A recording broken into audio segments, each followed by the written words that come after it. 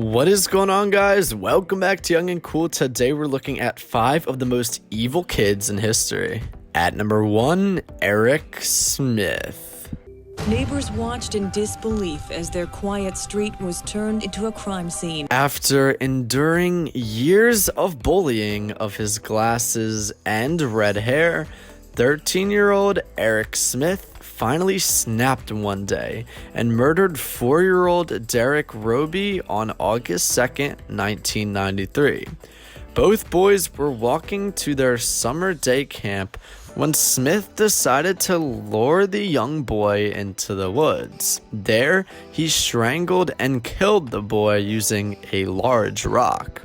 Robbie's body was found soon after, and Smith was convicted of second-degree murder and sentenced the most a juvenile could be, at least 9 years in prison. Since then, Smith has been denied parole 8 times since 2002, and most recently, in April of this year, he won't be eligible again until 2018. At number 2, Mary Bell. On May 25th, 1968, the day before her 11th birthday, Mary Flora Bell lured 4-year-old Martin Brown to an abandoned home in Newcastle, England. Bell then strangled him to death and soon returned to carve an M on his chest. 2 months later, Bell and her friend Norma were on the prowl again, this time taking 3-year-old Brian Howe into their possession, where they also strangled him to death. The 2 deaths were eventually connected, and Bell was charged with 2 counts of manslaughter. After 12 years, when Bell was 23, she was released from prison and also given a new identity to start a new life. At number 3, Lionel Tate. On July 28, 1999, Lionel Tate's mother was babysitting 6-year-old Tiffany Enoch when she decided to go upstairs to watch television. Once she left the room, 13-year-old Lionel began abusing the young girl, mostly by stomping on her.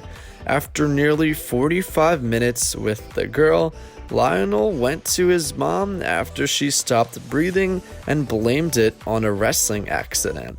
Tate was sentenced to life in prison, becoming the youngest American ever to face the charge. Since mental competency was not conducted before the trial, the charge was overturned as Tate was released from prison only 3 years later with 1 year of house arrest and 10 years probation. At number 4, Jesse Pomeroy.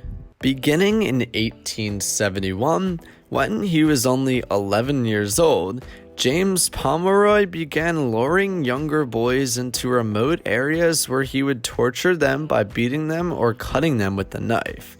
As Pomeroy's family moved around Massachusetts, James continued his attacks on young boys.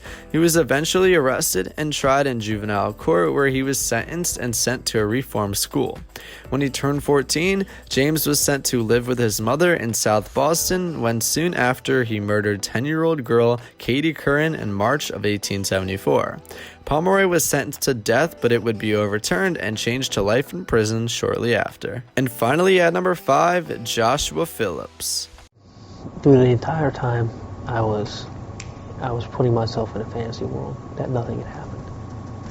In the fall of 1998, 14-year-old Joshua Phillips allegedly was playing with a baseball bat when he struck 18-year-old Maddie Clifton in the head. He later told police that he had stabbed her in the neck when she wouldn't stop crying. Phillips then took her body and hid her in his waterbed mattress, where she remained for more than a week. It wasn't until Joshua's mother noticed a leak in the bed and went to investigate that she found the body of the young girl and called the police. Phillips would later be charged with first-degree murder and sentenced to life in prison. Alright guys, thank you for watching this video of Young and Cool. Hopefully you guys enjoyed. Hit that like button, subscribe, and hit that bell so you're notified whenever we upload new videos. And I'll see you guys next time. Stay safe and have a fantastic day.